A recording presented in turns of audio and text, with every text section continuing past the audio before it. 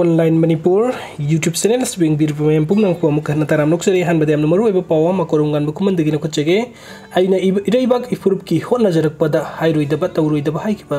तौखिबा कया लेरमगनी कनागुंबगी थमोइदा सोकपा नुंगाइतबा यावरबदी इरेचानी Khanna ngakpinaba haijari karisu oidaba leitaba aina asauba porum ama pubana soikiba lankhiba soidana yoramgani khalli ai sumini na haina korongan bakhuman na phongdokpidi aduga mahakki makata update tana aidi kem pamjade oijening de maitei ama oina poklubanina tawpham thokpa iroibak ifurup ki damakta angamba hotna jaba khaktani haina korongan bakhuman na social media da phongdokpidi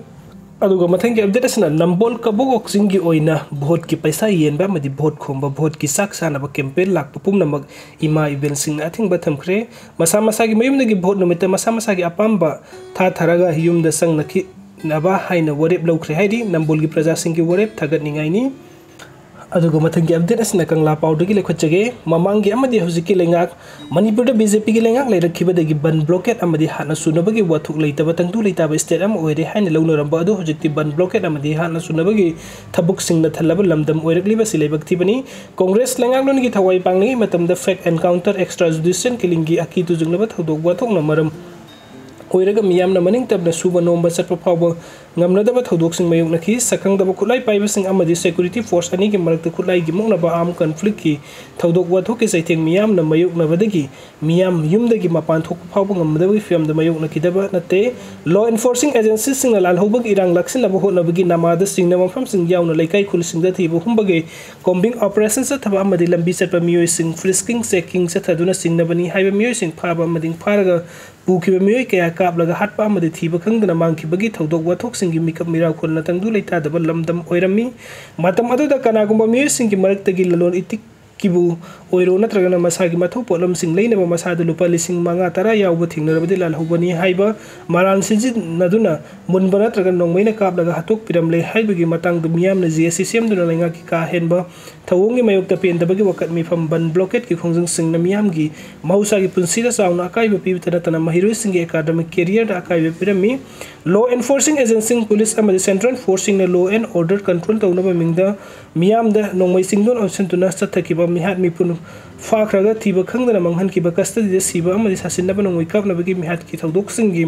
matang da victim family singi maikei diga sumba well pangan biu haina leibak asigi khwaidi wangba well sang supreme court wakat kiba case lising amaga samnga hena leiri wakat adugi asumba well ngasi phawba loikham naidana leibagi mathakta asumba well su phangba ngamdana leiri congress na sahi taraga manga chupna lenga lun gi thawai pangni matamda oikiba ki tu lunglaba mihat mipun gi thodok wathok sing atuna maram oirge state asida bjp na lusingba anauba ahanba lenga non lakhibadagi ban leitaba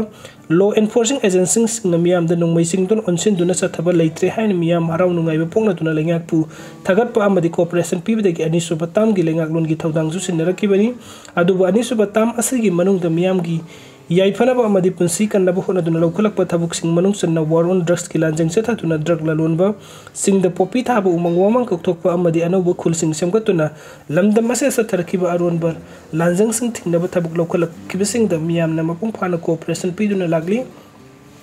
adubu leibak thibedi miyam na lokaliba thabuk thoram sing asigi mayokta miramdagi sanglakiba mitop sin khuki jonar ko terrorist sing gi kham thengba asabu oibedagi khanghodana mamang sahi 2023 ki May 3 dagi mitei miyam da landaba horkiba du tha 13 mapung parak daba fawba